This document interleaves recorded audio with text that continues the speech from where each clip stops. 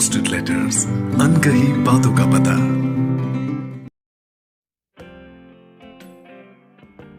Unposted letters में आप सुन रहे हैं चिट्ठी सुनो आईना। इसे लिखा है और आवाज दी है रश्मि नाम्बियार ने।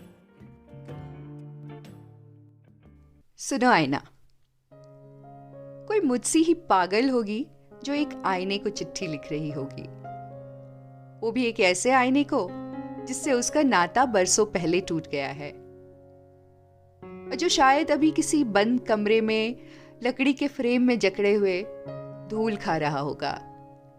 ऐसा क्यों होता है कि जिस चीज को हम सबसे ज्यादा भूलने की कोशिश करते हैं वो हमारे जहन में एक बड़ी सी जगह लेकर बस जाता है। सच कहूं, आज तुम बहुत याद आए। क्यों? क्योंकि बड़का घर आज बहुत याद आया। वही बड़का घर जो बाबा ने अपना एक एक पैसा जोड़कर बनाया, वही बड़का घर जिसको माँ ने अपने प्यार से सींचा, वही बड़का घर जिसकी पीली दीवारें और लाल फर्श ने हमें जिंदगी जीने का सलीका सिखाया, वही बड़का घर जिसमें रहता था हमारा बड़ा सा परिवार और जिसमें रहते थे तुम। आईना, वो बड़का घर बिकने वाला है। बड़े भैया ने आज सुबह कॉल करके कहा, सुन मिन्नी, माँ बाबा तो रहे नहीं और हम में से भी कोई वहां जाकर रहेगा नहीं। ग्राहक मिला है, बेच देते हैं। सच ही है, माँ पापा के बिना वो बड़का घर अब सिर्फ फला गली के फला नंबर का मकान बनकर रह गया है। भावनाओं की बात करें तो उसमें गुजारे हुए वक्त के लम्हे को तो मैंने अपने डायरी में सहेज कर रख लिया है। बाकी मेरे स्पोर्ट्स में जीते हुए कुछ मेडल्स थे जो पापा ड्राइंग रूम की अलमारी में सजा कर रखते थे। वो भी कई साल पहले माँ ने ये कहकर मुझे दे दिया था कि मिन्नी, इन मेडलों ने तुम्हारे अस्तित्व को आकार दिया है, बेटा इन्हें तुम ही संभालो। लेकिन आज सोचती हूं तो लगता है कि अगर किसी ने मुझे मेरी पहचान बनाने के लिए उकसाया था तो वो तुम थे। फिर भी मुझे तुमसे नफरत थी, और तुम्हें भी तो कोई खास प्यार था नहीं मुझसे। उस नक्काशी किए हुए मेज पर अपनी जगह बनाकर अकड़ते रहते। माँ और दीदी जब भी तुम्हारे सामने तैयार होती तुम उन्हें बड़ी गौर से देखते। कभी दीदी से उनकी बिंदी सीधी करवाते तो कभी माँ से उनके आंचल के प्लेट्स ठीक करवाते, और ये सब करवाने के बाद न जाने उनसे तुम क्या कहते कि वो मुस्कुराने लगती। 7 साल की थी जब दीदी को देखा था तुम्हारे सामने सजते संवरते और फिर मुस्कुराते हुए। मुझे भनक पड़ गई थी कि तुम उनसे कहते थे कि वो सुंदर हैं, लेकिन जब मैं तुम्हारे सामने खड़ी होती तो तुम ऐसा कुछ नहीं कहते। शायद मुझे देखते भी नहीं। तुम्हारे सामने आकर अपने रूखे बालों को मैं जैसे तैसे संवारती, कभी नाक सिकोड़ती, कभी तुम्हें जीभ चिढ़ाती, कभी टाइट वाली कमीज पहनती तो कभी भैया की ढीली शर्ट डाल लेती, बस तुम्हें उकसाने के लिए। लेकिन तुम कुछ नहीं बोलते, ये तक नहीं बोलते कि मैं बुरी दिख रही हूं। तुमसे तुम सुंदर हो सुनने के चक्कर में मैंने कई कई बार आंखों में भर भर के काजल डाले, माँ की गुलाबी लिपस्टिक से होठ रंग लिए, भौं बनवाया, गालों पर रूज घसे, लेकिन फिर भी तुमने कुछ नहीं कहा। इतनी अकड़, और मुझसे क्या दुश्मनी थी जी? लेकिन उस दिन तो हद ही हो गई जब स्कूल के ड्रामा क्लास में मैंने सोनाली से कहा कि हर बार की तरह वो शेक्सपियर के प्ले में लीड हीरोइन नहीं बन सकती, कभी मुझे भी चांस मिलना चाहिए।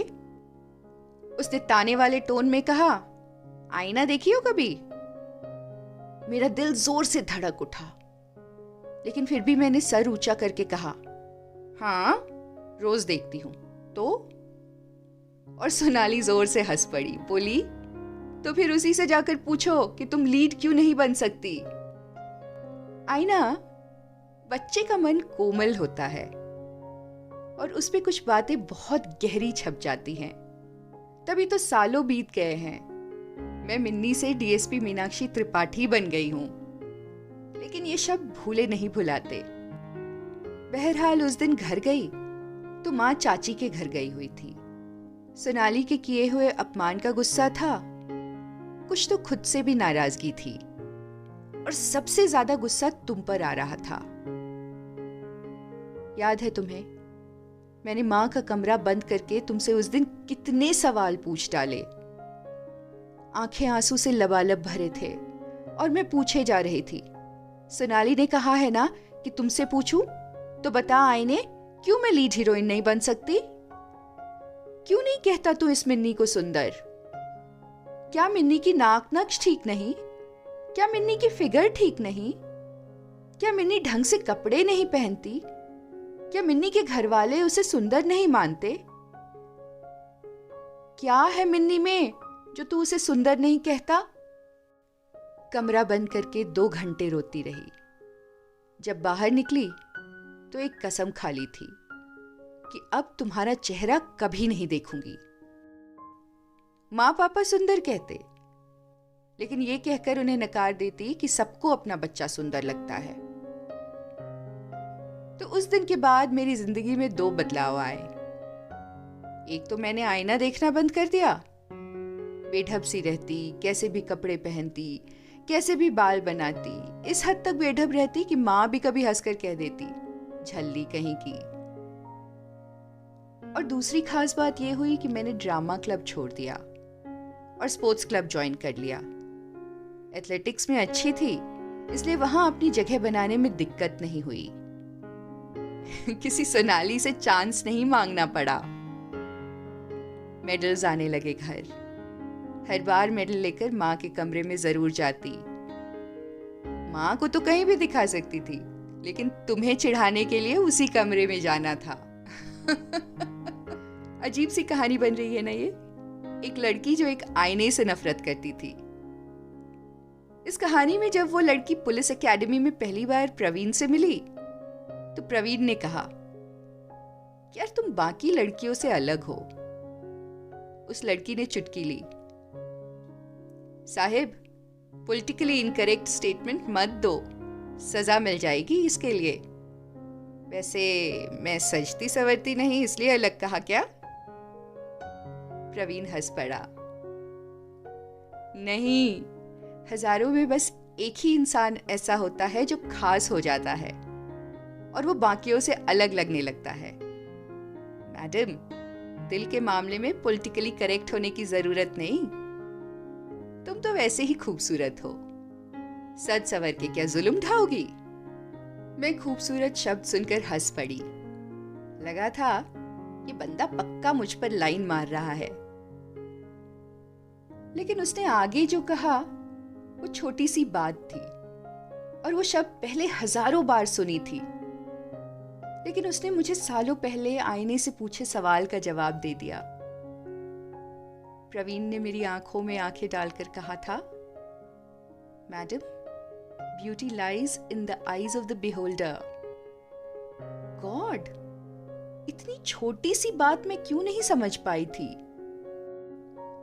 आईना, उस दिन अगर तुम बोल पाते और गुस्से और दर्द में डूबी मिन्नी अगर तुम्हें सुन पाती, तो तुम उसके सवालों के जवाब में यही कहते ना कि जब मिन्नी खुद को ही सुंदर नहीं मानती है तो दुनिया और मेरे कहने से क्या होगा? सच बात ही तो है कि उस उम्र की अधिकतर लड़कियों की तरह मैं भी खुद को हमेशा साधारण मानती रही। इसके बाद मां के घर जाती तो तुम पर नजर पड़ती। नफरत नहीं थी तुमसे, लेकिन एक हिचक थी। सच कहूं तो थोड़ा अहंकार भी था कि क्यों तोड़ूं अपनी कसम। पर आज जब भैया बोले कि बड़का घर बिक रहा है, तो लगता है तुम्हें शुक्रिया कहने का वक्त आ गया है, क्योंकि तुमने इतने साल उस जिद्दी, अड़ियल और थोड़ी सी कॉम्प्लेक्स लड़की के अक्स को खुद में सहेजे रखा, उसे अपनी अलग पहचान बनाने के लिए उकसाया। सुनो आईना, मैं अपनी छोटी सी रिम्मी का अक्स भी तुम में महफूज देखना चाहती हूँ। क्या तुम मेरे घर आओगे? कल जब बड़का घर जाऊंगी तो तुम्हारे सामने खड़ी होंगी। इस बार जवाब दे देना। तुम्हारी अड़ियल मिन्नी। दोस्तों, आपको ये चिट्ठी कैसी लगी हमें ज़रूर बताइएगा। हमें आपके कमेंट्स का इंतज़ार रहेगा। इस चिट्ठी को लाइक करें, शेयर करें और हमारे चैनल कुछ कहना है को सब्सक्राइब करें। Thank you.